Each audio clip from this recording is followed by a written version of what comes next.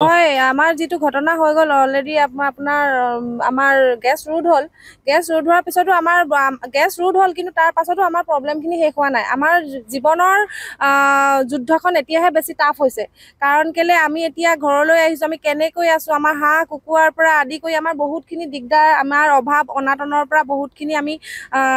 হেৰিয়ৰ মুখামুখি হ'বলগীয়া হৈছে তাৰ লগতে দল সংগঠনবিলাক সেই তেতিয়াই আহিলে তাৰ পাছত যেতিয়া এই গেছ ৰোধ হ'ল কিন্তু তাৰ পাছৰ পৰা তেওঁলোকক খবৰ লোৱা আমি দেখিবলৈ পোৱা নাই তেওঁলোক মানে সেই তেতিয়াই আহি প্ৰতিবাদ কৰিলে হয় আমাৰ কাৰণে প্ৰতিবাদ কৰিলে হয় আমাৰ কাৰণে তেওঁলোকে যুঁজিলে দল সংগঠনবিলাকে কিন্তু তাৰ পাছতো তেওঁলোক আমাৰ মাজলৈ আহিব লাগিছিল যে খবৰ এটা ল'ব লাগিছিল তাৰ পিছতো আমাৰ যি এই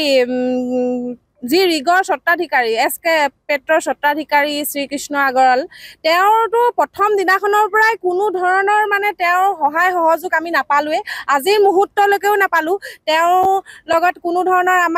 আমাৰ মানুহখিনিয়ে তেওঁলোক EDৰ লগতো কোনো ধৰণৰ কথা বতৰাৰ পৰা আদি কৰি একো নহ'লে আৰু তেওঁক এটাই কথা ক'ব বিচাৰিছোঁ আপুনি নাহিলে ঠিক আছে নাহিলে কিন্তু আমাৰ যিখিনি ক্ষতি হৈছে তাৰ ক্ষতিপূৰণ আমি অনুৰোধ নহয় আমি আচলতে তেওঁক দাবী জনাইছোঁ যে আমাক সোনকালে ক্ষতিপূৰণ দিয়ক আৰু যিহেতু মানুহ বহুত বেমাৰত পৰিছে পৰহি এজন মানুহ বহুত দুখীয়া তেওঁ আচলতে যেনে তেনে দুবেলা দুমুঠি খাই জীয়াই থাকে তেওঁ বেমাৰত পৰিলে এই গেছৰ পৰাই তেওঁ বেমাৰত পৰিছে অলপ আগলৈ এই গেছৰ এই ৰিগটোৰ পৰা দুঘৰমান পাৰ হৈ তেওঁ ঘৰ পায় তেওঁ এতিয়া অৱস্থা সংকটজনক সেইকাৰণে তেওঁৰ সম্পূৰ্ণ চিকিৎসা কৰিবৰ কাৰণে বিনামূলীয়া চিকিৎসা আমি দাবী জনাই অনুৰোধ কৰিছোঁ তেওঁক যাতে ভালকৈ চিকিৎসা প্ৰদান কৰিব পাৰে ONGC গাড়ীয়ে নি পিনি তেওঁক জয়সাগৰ মেডিকেলত পেলাই থৈ দিলে তাৰ পাছত কোনো খবৰ নাই তেওঁ কি হৈছে কি নাই হোৱা কোনো খবৰ নাই যিহেতু দুখীয়া মানুহ এতিয়া তেওঁ মানে অভাৱ অনাটনে তেওঁ আচলতে পইচা পাতিৰ পৰা বহুত তেওঁ দিগদাৰ হৈছে সেইকাৰণে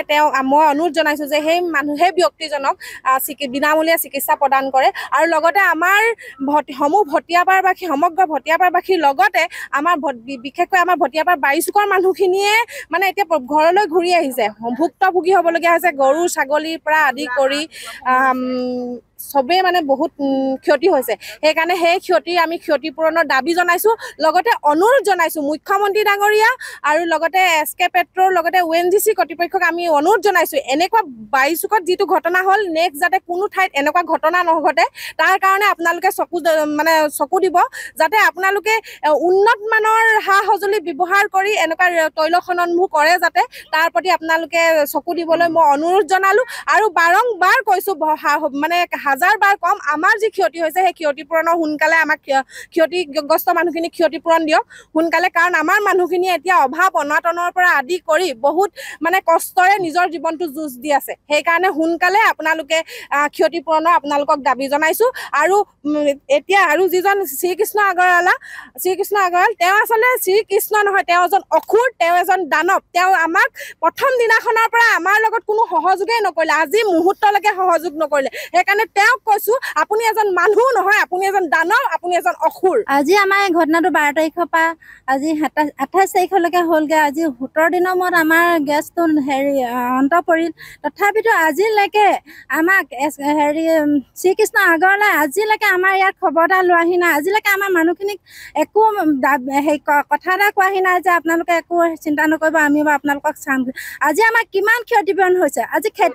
ক্ষতি হৈছে আজি খেতি কৰিব পৰা নাই আজি ঘৰখনলৈ ভালকৈ সোমাই একো কাম এটা কৰিব পৰা নাই আমাৰ কিমান ক্ষতি হৈছে গৰু ছাগলী ঘৰ দুৱাৰ আদি কৰি আমাৰ হাজিৰা কৰা মানুহখিনিও আমাৰ আজি কিবা কৰ্ম কৰা মানুহখিনিও দোকান পোহা আজিলৈকে কিমান ক্ষতি হৈছে তেওঁ আজিলৈকে আমাৰ বাৰিচুকবাসীত আজিলৈকে বাৰিচুকবাসী বুলিয়ে নহয় গোটেই সদৰ ভটিয়াপাৰ বাৰিচুকবাসীলৈকে আজিলৈকে তেওঁকো আমাক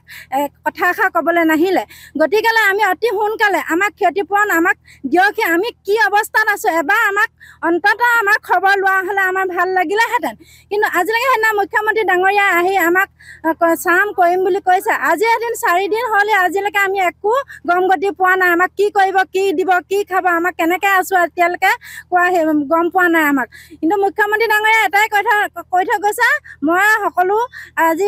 কথা পাতি ONGC মানুহৰ লগত আমি কথা পাতি আপোনালোকক আমি চাম বুলি কৈ থৈ গৈছে কিন্তু আজি 4-5 দিন হ'ল এতিয়ালৈকে আমি একো গতি পোৱা নাই আমাক কি ধৰণে আমাক কি কৰিবহি আমি বহুত চিন্তিত হৈছোঁ আজি অসুখত ভুক্তভোগী কাৰোবাৰ বুকু বিষাইছে কাৰোবাৰ মাথা বিষাইছে কাৰোবাৰ ভৰি বিষাইছে কাৰোবাৰ গা বিষাইছে আৰু কাৰোবাৰ জ্বৰ হৈছে আজিলৈকে আমাৰ এজন ওচৰৰে দুখীয়া মানুহ তেওঁ আজিলৈকে জয়সাগৰত পৰি আছে এডমিট হৈ আছে এতিয়ালৈকে তেওঁ একদম সংকটজনক হৈ আছে গতিকেলৈ আমাৰ গোটেই মানুহখিনি তেওঁ যদি অলপমান সকাহ দিলেহেঁতেন আমি বহুত ভাল পালোহেঁতেন